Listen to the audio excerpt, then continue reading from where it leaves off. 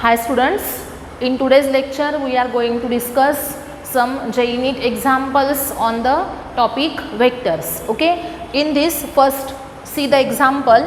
Three forces acting on a body are shown in the figure.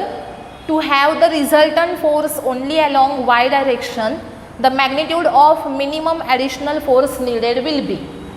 काय सांगितले आपल्याला? तीन फोर्सेस आहेत आणि acting on a body are shown in the figure. फिगरमध्ये तुम्हाला इथे तीन फोर्सेस दाखवले आहेत. फर्स्ट फोर्स कोणता आहे? 1 न्यूटन, सेकंड आहे 2 न्यूटन आणि थर्ड आहे 4 न्यूटन. हे तीन फोर्सेस इथं बॉडीवर असे ॲक्ट होत आहेत आणि सांगितलं आहे काय आपल्याला? तर या तिघांचा रिझल्टंट म्हणजे तीन फोर्स ॲक्ट होत आहेत आणि तुम्हाला काय सांगितलं आहे की त्या तिघांचा रिझल्टंट जो आहे तो कुठे असला पाहिजे? तर वाय डायरेक्शनमध्ये असला पाहिजे. मग त्या तिघांचा रिझल्टंट हा वाय डायरेक्शनमध्ये असण्यासाठी the magnitude of minimum additional force म्हणजे हे तीन फोर्सेस ॲक्ट होत आहेत आत्ता, पण त्यांचा रिझल्टंट आला कुठे पाहिजे? तर वाय ॲक्सिसवर आला पाहिजे. मग वाय ॲक्सिसवर येण्यासाठी तुम्हाला या तीन फोर्सेसमध्ये किती ॲड करावं लागेल जेणेकरून फक्त वाय ॲक्सिसवरच रिझल्टंट येईल हे आपल्याला विचारलं आहे. तर मग त्यासाठी आपण बघा इथे काय करूयात? तर पहिल्यांदा ह्या तिघांचा रिझल्टंट काढूयात. रिझल्टंट फाइंड आउट करण्यासाठी आता बघा हे जे फोर्स आहे 1 न्यूटन हे कोणत्या प्लेनमध्ये आहे? XY प्लेनमध्ये आहे. त्यानंतर इथे बघा हा जे फोर्स आहे 4 न्यूटनचं हे निगेटिव्ह x आणि पॉझिटिव्ह y आणि हे जे 2 न्यूटनचं फोर्स आहे हे निगेटिव्ह y आणि पॉझिटिव्ह x या अशा प्लेन्समध्ये आहेत. मग आपल्याला असं ॲड करता येईल का? 1 newton, 2 newton, 4 newton as it is add करता येईल का? नाही, कारण ते सेम डायरेक्शनमध्ये आहेत का? नाही आहेत. अपोजिट डायरेक्शनमध्ये आहेत का? नाहीत. रँडम डायरेक्शनमध्ये आहेत म्हणजे कुठेही आहेत. मग अशा केसमध्ये आपल्याला काय केलं पाहिजे? तर सपोज फोर्सेस हे एकाच ॲक्सिसवर आहेत म्हणजे सपोज तुम्ही फक्त एक्स ॲक्सिसवर घेतले तर तुम्ही त्यांना ॲड करू शकता, बरोबर. सपोज नुसतेच वाय ॲक्सिसवर घेतले तर तुम्ही ॲड करू शकता, पण एक्स ॲक्सिसवरचा फोर्स हा वाय ॲक्सिससोबतच्या फोर्ससोबत ॲड करू शकताय का? नाही करू शकत. मग अशा केसमध्ये आपल्याला काय करावं लागेल? तर हे जे गिव्हन फोर्सेस आहेत ह्याला कॉम्पोनंट्समध्ये रिझॉल्व करावं लागेल. कॉम्पोनंट्समध्ये रिझॉल्व केल्यानंतर त्यांचे एक तर एक्स कॉम्पोनंट ॲड करा किंवा काय करा तर वाय कॉम्पोनंट ॲड करा. मग आता फर्स्ट आपण बघूयात की इथे एक फर्स्ट फोर्स मी घेते. हे कोणतं फोर्स आहे? 1 न्यूटन फोर्स आहे. याचा इथे एक्स कॉम्पोनंट असेल, इकडे वाय कॉम्पोनंट असेल आणि हा अँगल आहे 16. हे फर्स्ट फोर्स घेतलं 1 न्यूटन. आता एक लक्षात ठेवायचं, हे सांगितलं आहे मी तुम्हाला की एखाद्या व्हेक्टरनी गिवन फिजिकल क्वांटिटीनं ज्या ॲक्सिससोबत अँगल थिटा तयार केलेला आहे ती जी लाईन आहे किंवा तो जो ॲक्सिस आहे तो त्या व्हेक्टरचा कोणता कॉम्पोनंट येतो? तर कॉस कॉम्पोनंट. लक्षात काय ठेवायचं? ज्याच्यासोबत अँगल आहे तो त्याचा कोणता कॉम्पोनंट आहे? कॉस कॉम्पोनंट आहे. म्हणजे इथं बघा एक्स ॲक्सिससोबत अँगल आहे ना 1 न्यूटनचा, म्हणजे हा त्याचा कुठला कॉम्पोनंट झाला? तर कॉस कॉम्पोनंट. म्हणजे इथे काय येणार? 1 इंटू कॉस ऑफ 60 आणि मग राहिला कोणता इथे? तर हा आहे 1 इंटू साइन ऑफ 60. हा असेल 1 कॉस 60, हा असेल 1 साइन 60. सेम तसंच हा आहे 1 कॉस 60 आणि वाय कॉम्पोनंट आहे 1 साइन 60. आता सेकंड घेऊयात आपण. सेकंड फोर्स इकडे आहे ह्या अशा प्लेनमध्ये आणि इकडे 4 न्यूटन हे एवढं फोर्स आहे. तर या फोर्ससाठी एक्स आणि वाय कॉम्पोनंट काय येतील बघायचं आहे. त्यानं अँगल केला आहे 30 डिग्री कोणासोबत? वाय ॲक्सिससोबत. लक्षात ठेवायचं काय? ज्याच्यासोबत अँगल तो कॉस कॉम्पोनंट. आता इथे बघा कोणत्या ॲक्सिससोबत कॉम्पोनंट अँगल तयार केलेला आहे? तर वाय ॲक्सिससोबत. म्हणजे या 4चा ही लाईन काय इंडिकेट करते? कॉस कॉम्पोनंट इंडिकेट करते. म्हणजे हा व्हर्टिकल जो दाखवला आहे हा कोणता असणार? 4 कॉस आणि अँगल किती आहे? 30 आणि हा काय असेल? 4 साइन 30. ओके. त्यानंतर थर्ड बघा, थर्ड फोर्स इकडे आहे असं या प्लेनमध्ये. याच्यामध्ये हे किती आहे 2 न्यूटन आहे आणि याचा अँगल आपल्याला माहिती नाही आहे. मग पहिल्यांदा आपण अँगल बघूयात. हा अँगल 30 आहे ना इथला, म्हणजे हा अपोजिट अँगल किती आला 30 आला. म्हणजे हा अँगल कुणासोबत आहे बघा वाय ॲक्सिस सोबत, म्हणजे इथला अँगल किती आला आहे 30 आला आहे. मग आता सांगा ज्याच्यासोबत अँगल तयार केला ती कोणता कॉम्पोनंट कॉस, म्हणजे हा आला 2 cos 30 आणि इकडचा कोणता आला 2 sin 30. आता आपल्याला काय करायचं आहे बघा, एकतर तुम्ही सगळे एक्स कॉम्पोनंट घ्या किंवा काय घ्या वाय कॉम्पोनंट घ्या. मग जर तुम्हाला याची ॲडिशन करायची असेल तर रिझल्टंट फोर्स आर काढायचं आहे, रिझल्टंट फोर्स काढायचं आहे. तर या बॉडीवर ॲक्ट होणारं रिझल्टंट फोर्स किती येईल बघायचं. आपण एक काम करूया, सगळ्यांचे फक्त एक्स कॉम्पोनंट घेऊयात, बरोबर. मग एक्स कॉम्पोनंट काय येईल, ह्याचा एक्स कॉम्पोनंट हा किती आहे बघा cos 60, 1 cos 60, बरोबर. आणि पुढे लिहा i cap 1 cos 60 into i cap लिहिलं. आय कॅप काय इंडिकेट करतं, काय इंडिकेट करेल i cap positive x direction. आता हे जे आहे 4 sin 30 आहे, कुठं चाललं आहे बघा ते टुवर्ड्स लेफ्ट, म्हणजे काय घ्यायचं plus 4 sin 30 into minus I cap, बरोबर.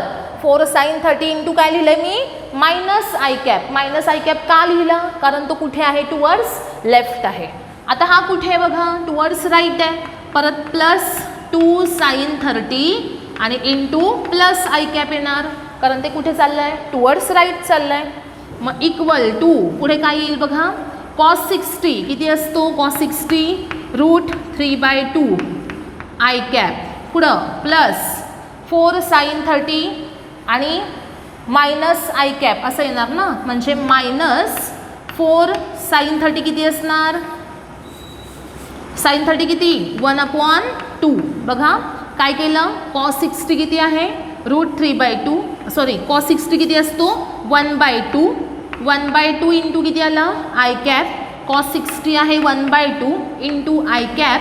हा मायनस साईन मी इथे दिला, मायनस हा 4 लिहिला, sin 30 किती असतो 1/2 आणि इंटू इथलं साईन मायनस इथं दिलं, त्याच्यामुळे इथं फक्त राहिला आय कॅप आणि प्लस 2 sin 30, 2 sin 30 किती असणार 1/2 आणि इंटू काय केलं आपण आय कॅप.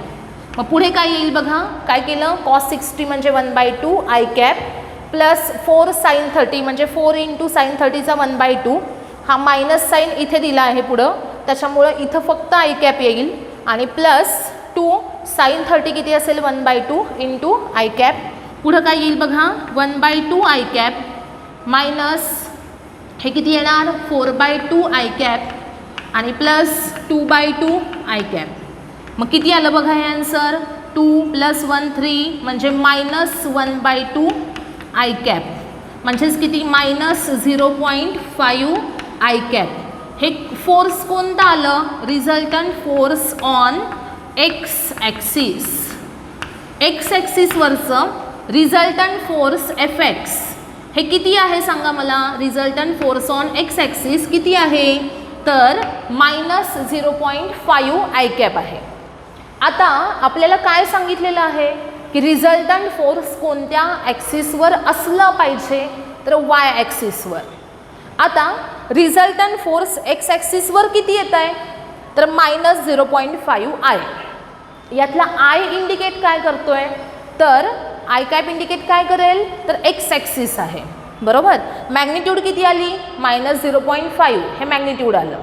मग आता आपल्याला सपोज रिझल्टंट हा फक्त कुठे पाहिजे वाय ॲक्सिसवर पाहिजे.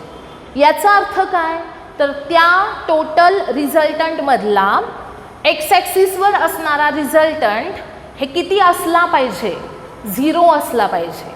म्हणजेच रिझल्टंट फोर्स हा वाय ॲक्सिसवर असण्यासाठी आपल्याला total resultant force on X axis हे किती झालं पाहिजे 0 झालं पाहिजे. जर रिझल्टंट फोर्स एक्स ॲक्सिसवरचं 0 झालं तर ते राहिलं कुठं सगळं मग वाय ॲक्सिसवर. ओके, म्हणजे रिझल्टंट फोर्स हा वाय डायरेक्शनमध्ये पाहिजे असेल आपल्याला तर resultant force on X axis must be 0. किती असला पाहिजे? 0 असला पाहिजे. पण रिझल्टंट फोर्स एक्स ॲक्सिसवर आहे किती? तर -0.5 I आहे. मग आता याच्यामध्ये किती ॲड केले की आपल्याला ॲन्सर 0 मिळेल? किती ॲड करावे लागतील? -0.5 आहे तर आपल्याला ॲड किती करावे लागतील? +0.5. आणि मग तेवढे ॲड केले की एक्स ॲक्सिसवरचा रिझल्टंट फोर्स किती आला? 0 आला. आणि मग राहील कुठे? फक्त वाय ॲक्सिसवर. आलं लक्षात? म्हणजे याच्यामध्ये किती ॲड केल्यानंतर ॲन्सर एक्स कॉम्पोनंटचं 0 येईल तर +0.5.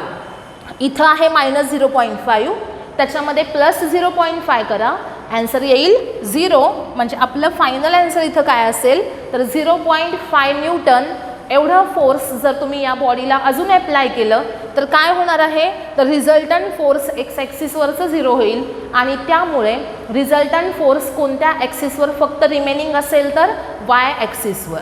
आलं लक्षात सगळ्यांच्या? बघा, मग त्यामुळे ॲन्सर काय असेल आपलं? किती फोर्स ॲड केलं पाहिजे तर 0.5 न्यूटन एवढं फोर्स ॲड झालं की रिझल्टंट फोर्स कुठे असेल? Along Y direction. Okay,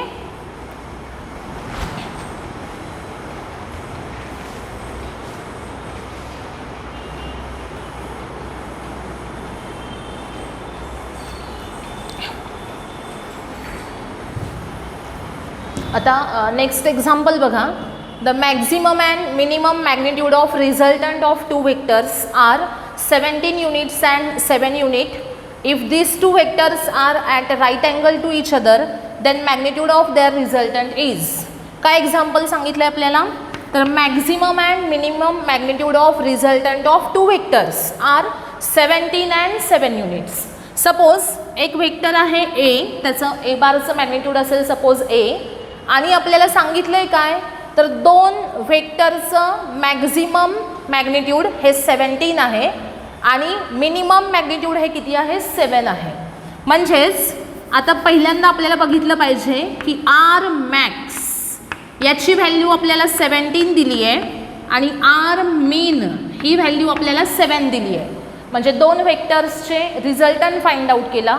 रिझल्टंटचं maximum magnitude 17 आहे, मिनिमम मॅग्निट्यूड 7 आहे.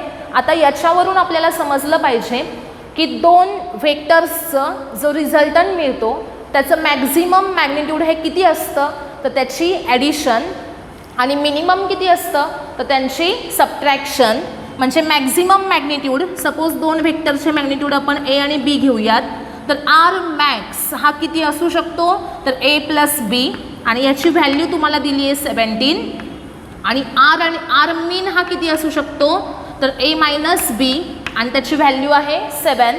हे तुम्हाला मी सांगितलेलं आहे बघा की 2 वेक्टर्सचा जो तुम्ही रिझल्टंट फाइंड आउट करता त्याचं मॅक्झिमम मॅग्निट्यूड हे त्यांची काय असू शकते ॲडिशन आणि मिनिमम किती असेल तर त्यांची सबट्रॅक्शन. म्हणजे आर मॅक्स किती असेल तर ए प्लस बी आणि आर मीन किती असेल ए मायनस बी. ए प्लस बी 17 आहे, ए मायनस बी 7 आहे. 2 इक्वेशन सॉल्व करायचे. ए प्लस बी ए मायनस बी हे इक्वेशन सॉल्व केले तर काय येईल बघा 2a is equal to 24. Addition केली 2 इक्वेशन्सची. A plus B A minus B is equal to 17 plus 7. काय येईल बघा ए प्लस ए झाला 2a, बी बी कॅन्सल झाला, 17 प्लस 7 किती झाला 24. मग 2a इक्वल टू 24. मग एची व्हॅल्यू किती मिळेल आपल्याला 12 मिळेल. जर ए 12 असेल इथं एची व्हॅल्यू 12 पुटअप केली तर बी किती मिळेल आपल्याला 17 मायनस 12 म्हणजे किती असेल therefore B is equal to किती असेल 5. बघा ए प्लस बी म्हणजे 12 प्लस 5 किती असेल 17 आणि 12 मायनस 5 किती असेल 7. म्हणजे ए आणि बी हे 2 वेक्टरचे मॅग्निट्यूड किती आहेत 12 आणि 5 आहेत. म्हणजे या दोघांचा मॅक्झिमम रिझल्टंट 17 येतो, मिनिमम रिझल्टंट हा 7 येतो. पण आपल्याला या दोघांच्या व्हॅल्यूज विचारलेल्या नाहीत. आपल्याला क्वेश्चन काय आहे बघा if these 2 vectors are at right angle to each other. ह्या 2 वेक्टर्समधला अँगल किती आहे राईट अँगल म्हणजे किती 90 डिग्री आहे. तर मॅग्निट्यूड त्यांच्या रिझल्टंटचं काय असेल. दोन वेक्टर्समधला अँगल किती सांगितला आहे 90. मग रिझल्टंट कसा काढायचा तर under root a² plus b² plus 2ab cos of theta असतो आणि इथं थीटा किती आहे 90 आहे. Under root a² plus b² plus 2ab cos 90. आपल्याला विचारलं आहे की रिझल्टंटचं मॅग्निट्यूड किती असेल. मग अंडर रूट पुढे काय येईल बघा a² a म्हणजे किती आहे 12 इथे आला 12² प्लस b किती आहे 5 म्हणजे आला 5² प्लस कॉस 90 असतो 0 म्हणजे पुढची अख्खी टर्म किती आली 0 आली. मग रूटमध्ये 144 प्लस 25 म्हणजे रूट येईल 169 आणि ॲन्सर किती असेल 13. कळलं. म्हणजे याच्यामध्ये आपल्याला दिला आहे आर मॅक्स किती आर मिन किती त्याच्यावरून आपण आर मॅक्स म्हणजे a प्लस बी आर मिन म्हणजे a मायनस बी याच्या व्हॅल्यूज घेतल्या आणि त्याच्यावरून इक्वेशन्स हे दोन सॉल्व केले आणि a आणि b फाइंड आउट केला. a आला 12 b आला 5. आता पुढे सांगितलं आहे आपल्याला की या दोन वेक्टर्समधला अँगल जर 90 असेल तर रिझल्टंटची व्हॅल्यू किती असेल. मग आता आपल्याला r is equal to under root a² plus b² plus 2ab cos theta हा फॉर्म्युला घ्यायला लागेल आणि थिटाची व्हॅल्यू किती टाकायची 90. मग a² plus b² plus 2ab cos 90 cos 90 किती असतो 0. मग 0 इथे पुटअप केला मग ॲन्सर फायनली आपल्याला काय मिळतं 13. ऑप्शन कोणता असेल डी. कळलं. बघा next example. If a particle moves from point P त्याचे कोऑर्डिनेट काय आहेत बघा 2 3 5 टू पॉईंट Q त्याचे कोऑर्डिनेट आहेत 3 4 5 then its displacement vector will be. म्हणजे आपल्याला एक प्लेन XYZ प्लेन आहे ना याच्यामध्ये 3 कोऑर्डिनेट आहेत म्हणजे हा प्लेन कोणता असणार XYZ. म्हणजे याच्यामध्ये एक पॉईंट P आहे तिथं पहिल्यांदा पार्टिकल होता आणि त्याच्यानंतर तो कुठे गेला पॉईंट Qला गेला बरोबर आणि त्यांची पोझिशन आपल्याला गिव्हन आहे तर त्यांची डिस्प्लेसमेंट किती झाली असा क्वेश्चन आहे. मग काय केलं पाहिजे बघा त्यासाठी पोझिशन वेक्टर OP बार लिहूया आपण. म्हणजे हा P पॉईंट जो आहे त्याची ही जी पोझिशन आहे ती कुठपासून मेजर केलेली असते ओरिजिनपासून. त्या सिस्टीमच्या ओरिजिनपासून या डिस्टन्सला हा पॉईंट आहे. म्हणजेच तो वेक्टर कोणता झाला पोझिशन दाखवणारा वेक्टर झाला आणि तो वेक्टर कुठून लिहायचा initial point O to final position P. मग OP बार O म्हणजे कोणता असेल ओरिजिन असेल आणि P म्हणजे काय त्या पार्टिकलची पोझिशन. मग पहिला पोझिशन वेक्टर असेल OP बार तो कसा लिहायचा 2 हा x कोऑर्डिनेट आहे म्हणून i cap plus 3 y coordinate आहे म्हणून j cap plus 5 k cap z coordinate. Same तसंच Q या पोझिशनला ज्यावेळेस पार्टिकल गेला पार्टिकल आता कुठे आहे पोझिशन Qला आहे. मग पोझिशन Qला तो ज्यावेळेस आहे त्यावेळेस त्याचा पोझिशन वेक्टर काय असेल तर OQ बार हा त्याचा पोझिशन वेक्टर असेल. तो कसा फाइंड आउट करायचा तर ह्याचा x कोऑर्डिनेट आहे 3 i cap plus 4 j cap plus 5 k cap हा त्याचा पोझिशन वेक्टर आपल्याला मिळाला. त्यानंतर आता डिस्प्लेसमेंट काढायची आपल्याला डिस्प्लेसमेंट वेक्टर काढायचं त्याला आपण x बार असं म्हणूया. मग डिस्प्लेसमेंट किती झाली कसं काढायचं तर OQ bar minus OP bar final position minus initial position असा डिफरन्स ज्यावेळेस तुम्ही घ्याल त्यावेळेस तुम्हाला काय मिळेल त्याची displacement final position minus initial position.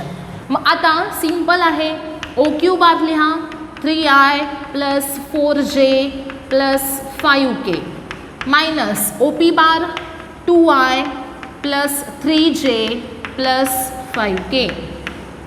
आता पुढे सिंपल आहे 3i मायनस 2i किती येईल सांगा 3i मायनस 2i किती येईल i plus 4j minus 3j किती आले j 5k मायनस 5k किती आले 0.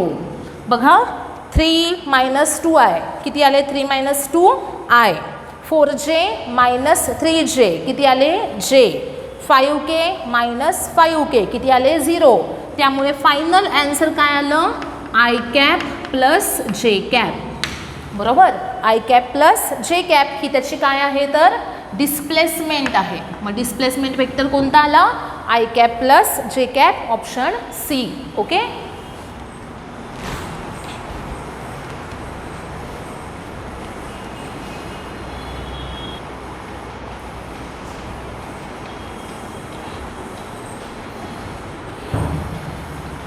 आता नेक्स्ट एक्झाम्पल बघा fourth example 2 forces 3 Newton and 2 Newton are at angle theta such that resultant is R.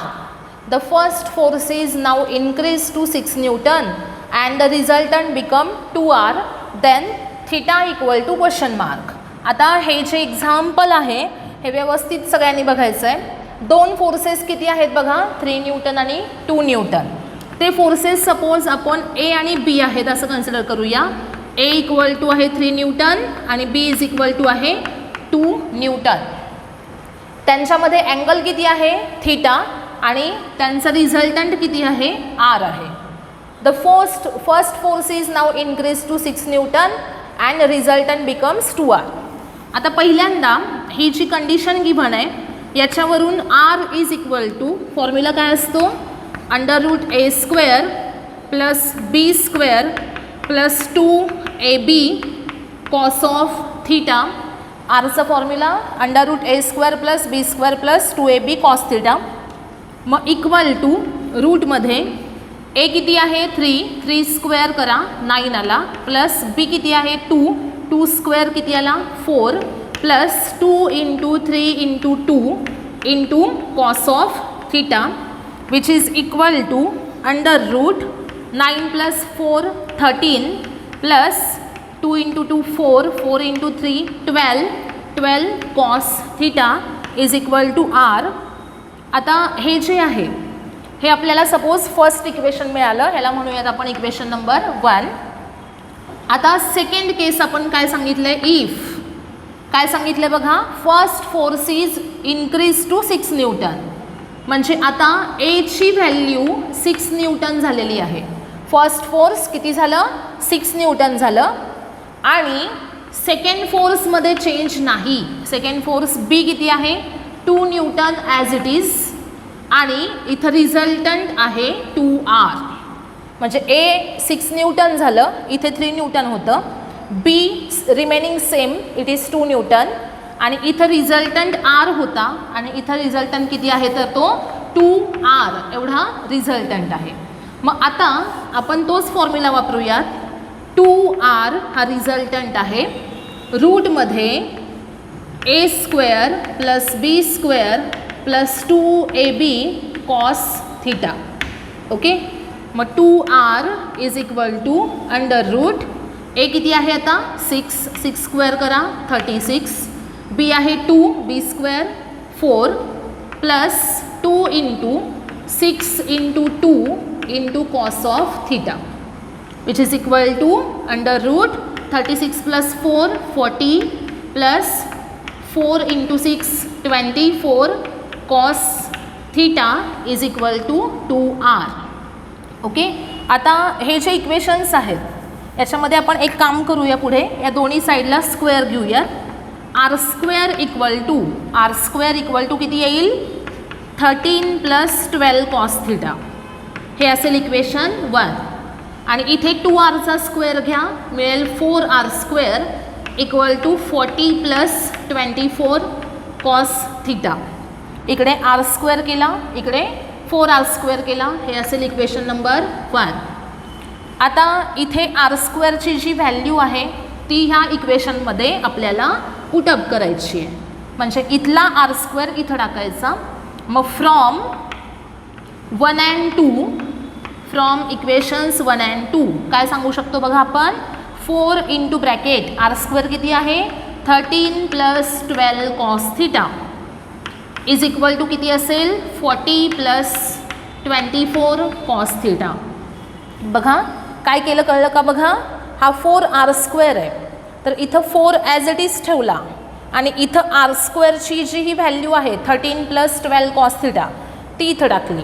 किंवा याच्यापेक्षा तुम्ही असंही करू शकता, ही स्टेप जी आहे ही न घेता आपण असंही करू शकतो. बघा इकडे लिहिते मी सोल्युशन. पहिल्यांदा हा r² किती आहे 13 + 12 cos θ, मग ह्याला पण तुम्ही r² मध्येच कन्वर्ट करा.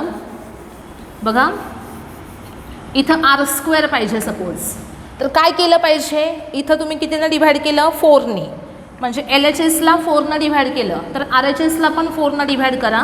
मग 10 + 6 cos θ. बघा डिव्हाइड बाय 4 काय येईल, r² = 10 + 6 cos θ. हे असेल इक्वेशन नंबर 2. आता इक्वेशन 1 आणि 2 बघा. फ्रॉम इक्वेशन्स 1 and 2, इक्वेशन आणि 1 आणि 2 LHS सेम आहेत r², मग त्याच्यामुळे RHS इक्वेट होतील. तिकडचे RHS काय बघा 13 + 12 cos θ इज इक्वल टू इकडचे RHS काय 10 + 6 cos θ, 10 + 6 cos θ.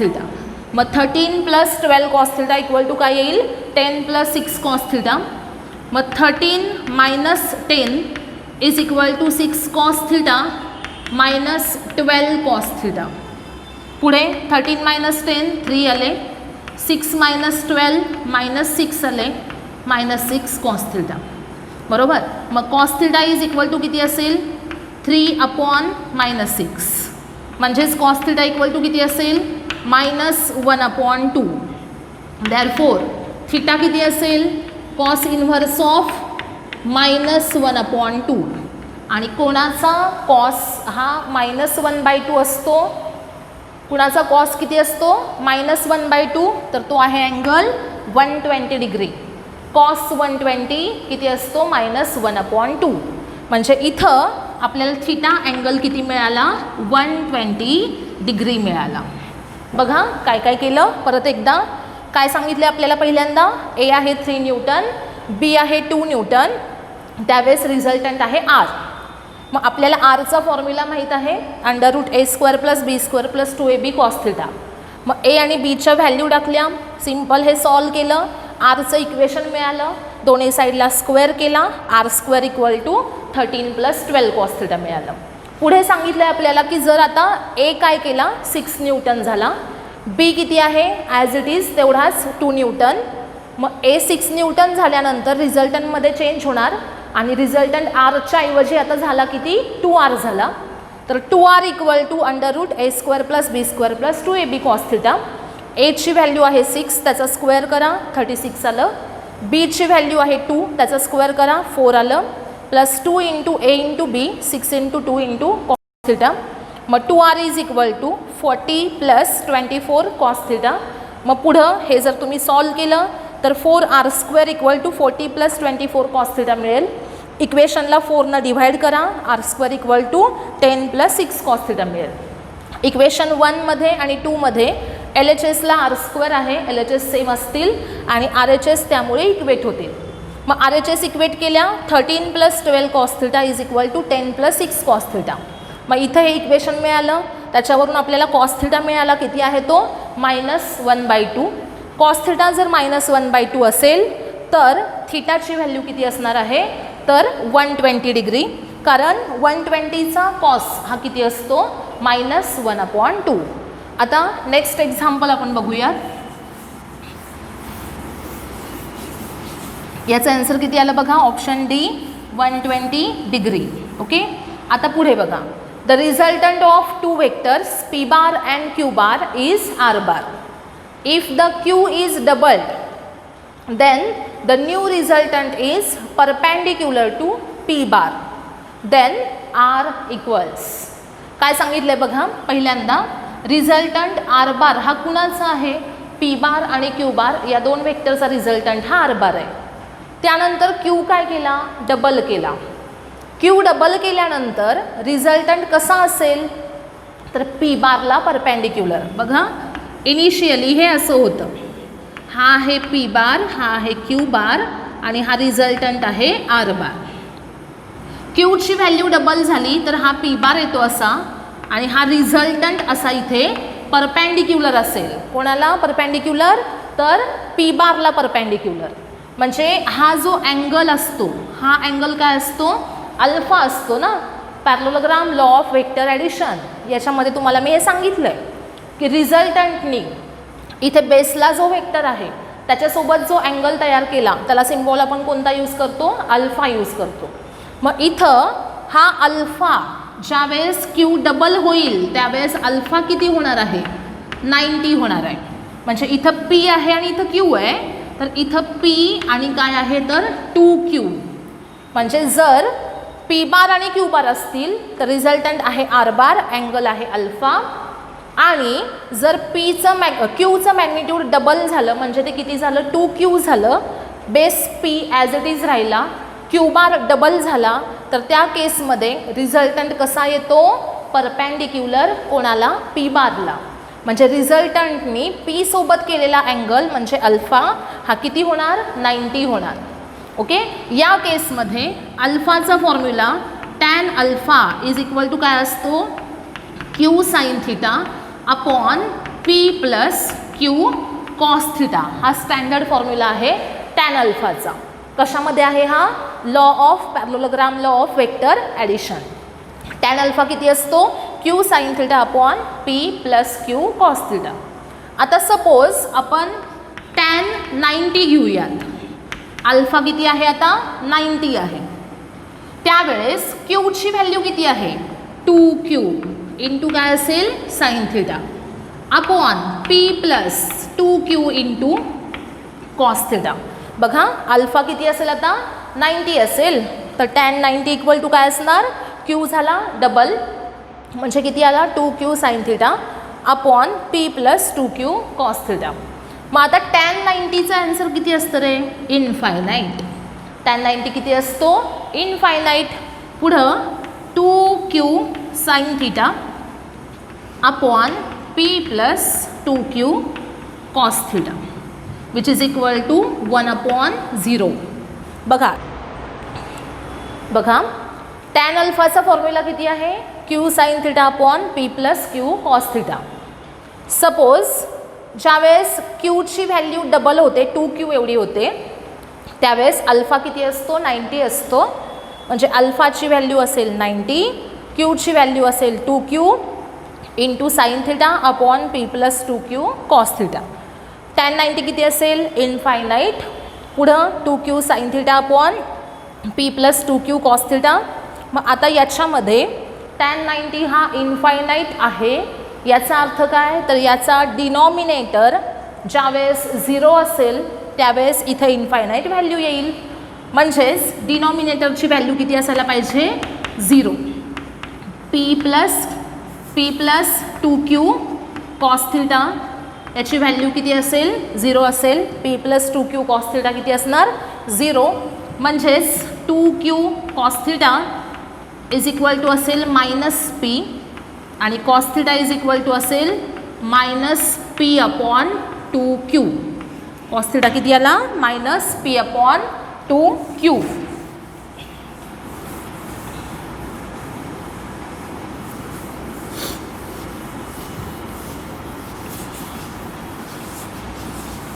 आता पुढे बघा आपल्याला काय विचारलं आहे तर आर फाइंड आउट करायचा आहे. रिझल्टंट आर कसा काढायचा? Under root P square plus Q square plus 2PQ cos of theta equal to रूटमध्ये P square plus Q square plus 2PQ cos theta किती आहे? Minus P upon 2Q which is equal to under root P square plus Q square. आता इथे बघा 2 cancel, Q cancel, राहिला काय? Minus P square. 2Q इथं cancel झाला, P into P square आला आणि हे मायनस साईड. पुढं रूटमध्ये P square minus P square cancel झाला, रूट क्यू स्क्वेअर म्हणजे आन्सर आलं क्यू. म्हणजे रिझल्टंट आर किती मिळाला आपल्याला? क्यू मिळाला. ऑप्शन कोणता असेल? सी. ओके, समजलं का बघा सगळ्यांना?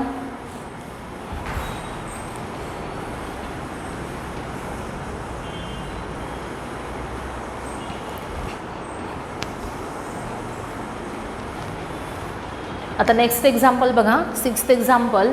If a vector 2i + 3j + 8k is perpendicular to the vector 4j - 4i + αk, then the value of alpha will be. अल्फाची व्हॅल्यू काय असेल असा क्वेश्चन आहे. सपोज आपण असं घेऊयात, गिव्हन वेक्टर हा फर्स्ट आहे ए बार 2i + 3j + 8k. Second vector आहे बी बार. आता इथे बघा सिक्वेन्स 4j - 4i + αk असा आहे. तर आपण पहिल्यांदा लिहूयात i म्हणजे आहे तो -4i प्लस काय असेल 4j आणि प्लस असेल alpha K. Then value of alpha will be. Alpha विचारला आहे तर त्यासाठी आपण काय करूयात बघा, इथं तुम्हाला काय सांगितलं आहे की दोन वेक्टर्स कसे आहेत, परपेंडिक्युलर आहेत. म्हणजे गिव्हन आहे की थीटा = किती आहे 90 डिग्री आहे.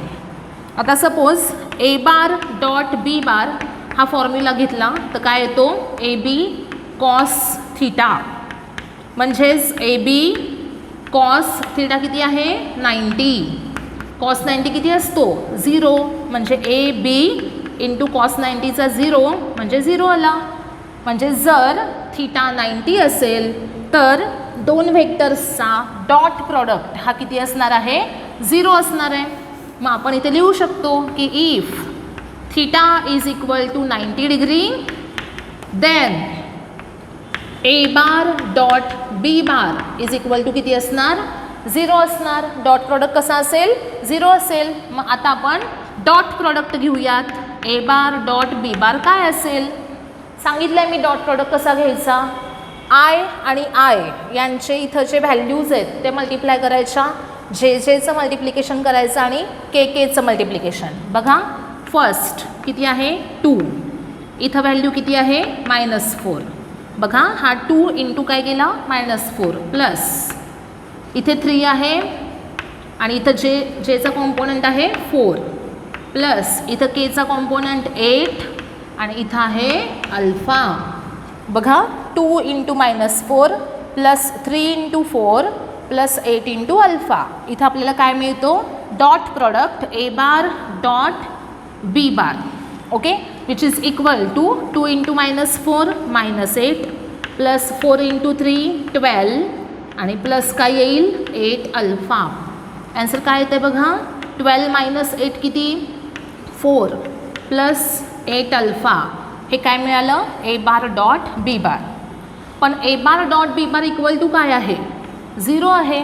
ए बार डॉट बी बारची व्हॅल्यू किती असणार 0 असणार. मग 0 = काय 4 प्लस 8 अल्फा. मग 8 अल्फा = आला -4. Therefore alpha = -4/8 which is equal to -1/2. Final answer काय मिळतं आपल्याला -1/2. ऑप्शन कोणता आला सी. कळलं सगळ्यांना. काय केलं आपण given vectors A bar B bar घेतले, त्यांच्यात अँगल किती आहे 90 कारण ते परपेंडिक्युलर आहेत. आणि जर अँगल 90 असेल तर डॉट प्रॉडक्ट किती असतो 0 कारण कॉस 90 किती येतो 0 येतो. मग त्यांचा डॉट प्रॉडक्ट घेतला आणि त्याला = काय केलं 0 आणि मग आपल्याला अँगल किती मिळाला अल्फा -1/2. गिव्हन वेक्टर्स 2 असतील सपोज, त्यांच्यातला अँगल फाइंड आउट करायचा आहे तर ऑलवेज तुम्ही काय कराल त्यांचा डॉट प्रॉडक्ट घ्याल. डॉट प्रॉडक्ट तुम्ही घेतला की तुम्हाला त्यांच्यात अँगल किती आहे ते फाइंड आउट करता येतं. त्यानंतर नेक्स्ट बघा if A bar = 2i + 3j B bar = i + j then magnitude of component of A bar along B bar. आता हे एक्झाम्पल सोडवण्यासाठी मी पहिल्यांदा ए बार डॉट बी बार त्याचा फॉर्म्युला लिहिते. काय असतो A B cos theta. A bar dot B bar = A B cos theta. आता याच्यामध्ये component of A bar along B bar. आता हे तुम्हाला कुठे सांगितलं होतं बघा मी स्केलर प्रॉडक्टमध्ये. स्केलर प्रॉडक्टमध्ये आपण काय बघितलं होतं क्यू कॉस थिटा. हा काय होता क्यूचा कॉम्पोनंट कोणाच्या डायरेक्शनमध्ये पीच्या डायरेक्शनमध्ये. सपोज तुम्ही पी कॉस थिटा लिहिताय तर तो कोणाचा कॉम्पोनंट आहे component of P bar along Q bar.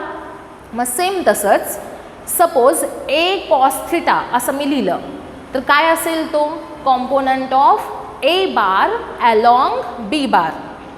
तसंच सपोज बी कॉस थिटा असं लिहिलं असेल तर ते काय असेल component of B bar along A bar. मग आता इथे बघा A bar dot B bar is equal to A B cos theta असं आहे ना. मग याच्यामध्ये सपोज आपल्याला काय काढायचं आहे component of A bar along B bar काढायचं आहे. म्हणजेच काय फाइंड आउट करायचं आहे तर A cos theta. Find out काय करायचं आहे A cos theta. A cos theta हा एचा कॉम्पोनंट आहे बीच्या डायरेक्शनमध्ये.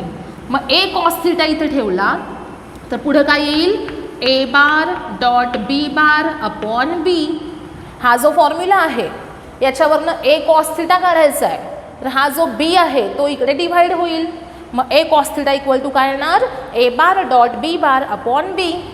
मग आता ए बार डॉट बी बार घ्या बरं. डॉट प्रोडक्ट घ्यायचा. कसा घ्यायचा याचं आयचं जे मॅग्निट्यूड आहे किती आहे 2.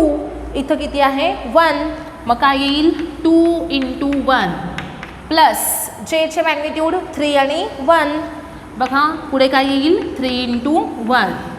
डॉट प्रॉडक्ट घ्यायला सोपं आहे. कसं करायचं I into I plus J into जे प्लस के इंटू के.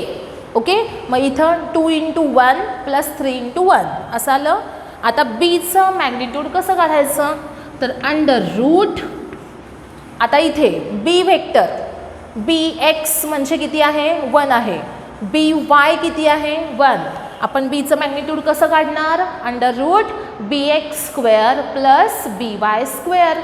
आता हे सांगितलं आहे कोणत्याही व्हेक्टरचं मॅग्निट्यूड फाइंड आउट करताना कसं केलं जाईल स्क्वेअर रूटमध्ये त्याच्या आयच्या कॉम्पोनंटचा स्क्वेअर प्लस जेच्या कॉम्पोनंटचा स्क्वेअर प्लस केच्या कॉम्पोनंटचा स्क्वेअर.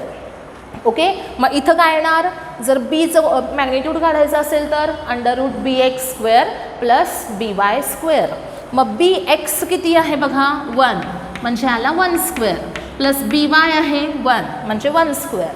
मग पुढे काय येणार which is equal to 2 into 1 2 plus 3 into 1 3 divided by root 1 square 1 plus 1 square 1 5 upon root 2. हे असेल फायनल आन्सर. म्हणजे ऑप्शन आला ए. म्हणजे इथे ए कॉस थिटा आपण फाइंड आउट केला. आन्सर किती मिळालं 5 अपॉन रूट 2. आणि ए कॉस थिटा काय आहे तर component of A bar along B bar. आता याच एक्झाम्पलमध्ये सपोज तुम्हाला component of B bar along A bar विचारला असेल. कोणाचा कॉम्पोनंट बीचा अलॉंग ए. तर मग इथं फाइंड आउट काय करायचं तर बी कॉस थिटा फाइंड आउट करायचा. मग बी कॉस थिटा फाइंड आउट करण्यासाठी इथं डिव्हाइड कितीनं केलं पाहिजे एनं केलं पाहिजे. त्याचं ॲन्सर तुम्ही फाइंड आउट करायचं काय येतं आहे. ह्याच एक्झाम्पलसाठी तुम्हाला होमवर्कचा क्वेश्चन काय असेल find the component of B bar along A bar. B बारचा कॉम्पोनंट अलॉंग ए बार काय असेल हिंट सांगितली मी. फाइंड आउट काय करायचं बी कॉस थिटा इक्वल टू काय असेल ए bar dot B bar upon ए. म्हणजे चेंज काय होईल बघा न्यूमरेटर जो आहे हा तो ॲज इट इज राहील. चेंज होईल फक्त इथं डिनॉमिनेटर. मग ते आन्सर तुम्ही फाइंड आउट करा जे काही येईल ते बघा.